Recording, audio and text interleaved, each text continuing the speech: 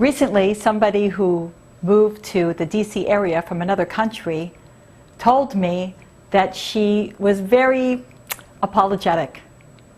She said that in her country, when people would emigrate, and she would be critical of them. Why don't you learn the language? And why aren't you integrating? And why aren't you? And then she moved here, and she realized life as an immigrant is not so easy. And now she understood, and she felt very badly that she was so judgmental back then. Well, how many generations do you have to go back in your family till you find immigrants? In my family, it was my grandparents who came from the old country, from Europe, fleeing persecution there, and they came to Canada. And it wasn't easy when you don't speak the language, you don't know the culture, and you have to start all over again. Well, maybe we're a little bit removed from that, but a lot of us, we are also immigrants in many ways. For those of you out there who perhaps did not grow up Jewishly observant, but then came to it later on in life, well, you might feel a little bit like an immigrant.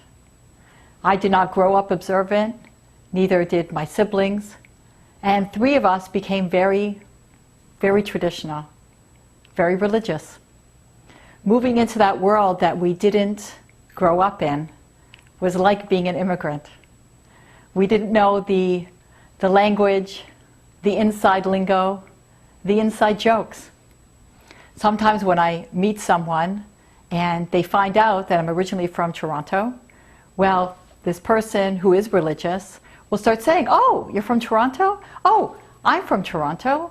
Well, what's your maiden name?" And then we start doing Jewish geography until I finally have to explain to them, I didn't go to your schools, and I don't have a name like Rifki or Rochi. I'm Lori, and I went to public schools. I'm a Balas Tshuva.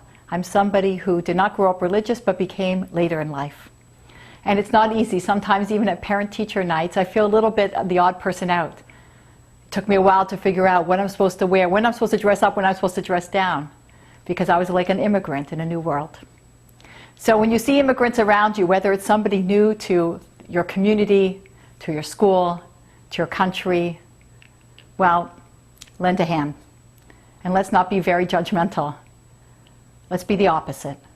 Let's be welcoming. Let's be loving. I'm Lori, almost live.